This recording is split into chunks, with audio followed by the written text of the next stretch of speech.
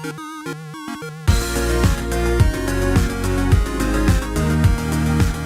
everyone, welcome back to another Anime Kingdom reviews. You see by the title below, this is on episode 8 of Soushin Shoujo Matoi, and yes, I know this is quite a while, been like several days already that this was out already, but I've been really busy. Obviously Thanksgiving came by, there was a whole bunch of things I had to do before that as well, Black Friday, hang out with family and stuff like that. Thus I wasn't able to make any videos. Not really a huge, I can't really make excuses like that kind of stuff. I should just be able to make these videos, but obviously sometimes there are times when I rather, of course, go and hang out with family. And there's, of course, finals and stuff like that, as it's coming to the end of the semester. So I'm sorry once again that this episode review was late, but just wanted you guys to know on the reasons why. But yeah, let's start talking about how I felt about this episode. Pretty much, honestly, this is where the story, the whole plot is finally really coming to fruition. Last episodes before this, it's really, we had a couple obviously for introductions of certain characters, but it never really felt like there was it was going anywhere. It sucks that it's only episode 8 and now we're finally getting to like some really interesting stuff, and obviously this is only a 12 episode season, so I'm not too sure how this whole thing is going to go. Is it going to be really rushed or not? Honestly, I'm not too sure at the moment, but most of the time when it comes to these kind of 12 episode seasons, it's hard not to be rushed, to be honest. But that's not a giving them an excuse for it. It's just honestly scares me that it might end up being rushed, considering that this episode was pretty interesting. So first off, obviously they get a little bit, like, this episode is mostly focused on Yayoi and pretty much talking about Shiori, the mother, of course, of Matoi, and pretty much what she's doing, even though obviously we find out that she actually is really pretty much weak, like sick, her pretty much losing her god. I'm not too sure how that works or anything like that, but that's pretty much it. So she should not be using her, her god and everything, her divine union. She shouldn't be using that. But of course, the first time was obviously to save the girls, the second time being once again to save the girls. But in this one, they're pretty much at the beach and everything, and she pretty much tells Matoi how to use her powers, saying that it's her wish, what does she wish for and everything. Depending on her wish will be the strength of her powers, and we see in this one pretty much her full potential is released in this one now that she knows her wish.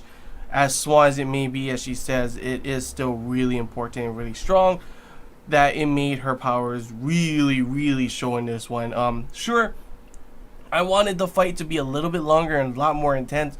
It was more of a super powerful OP one hit a quitter kind of thing, but still it was pretty damn awesome. We see Matoi, finally her wish, of course, is to stay with Shingo and stay with her mother, of course. And we see a little bit about, she asks her father, Shingo, of course, about her mother. He gives her the whole story and everything, and we still have the question. That's another question that's I'm really hoping they do show.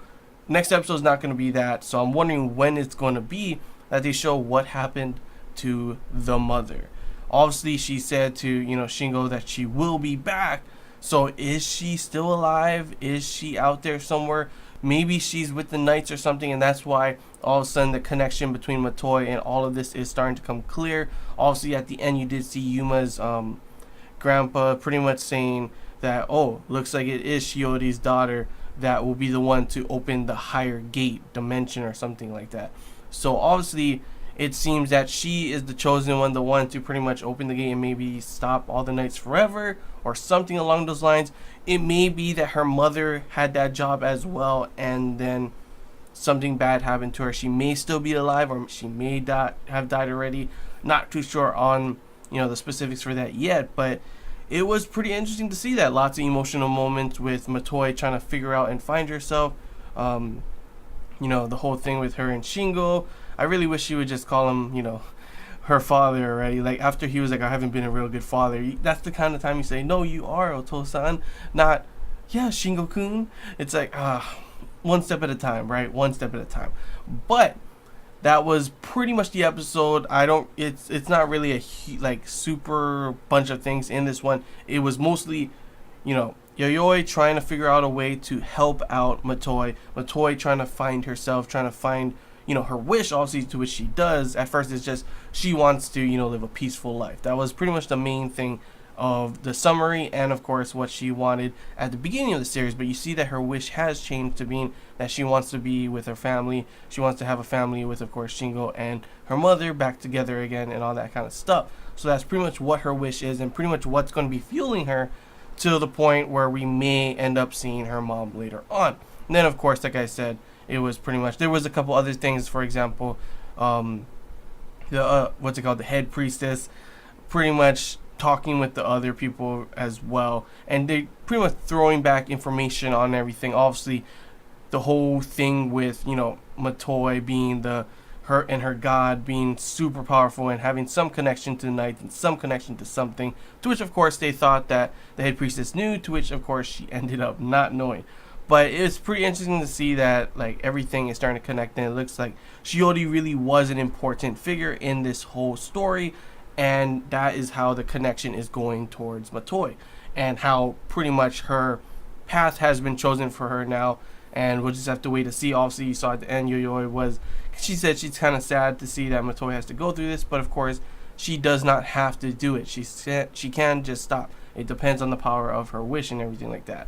So it should be interesting to see how these things will go on from here. But obviously, you saw in the preview for the next episode, it will be some type of thing where Matoi and Shingo get captured, and obviously you see that her powers are going to run out. She needs someone to help him. She doesn't want him, for one thing, to see her, as her powers are going to change and she's going to go naked and everything, and he'll figure out who she is.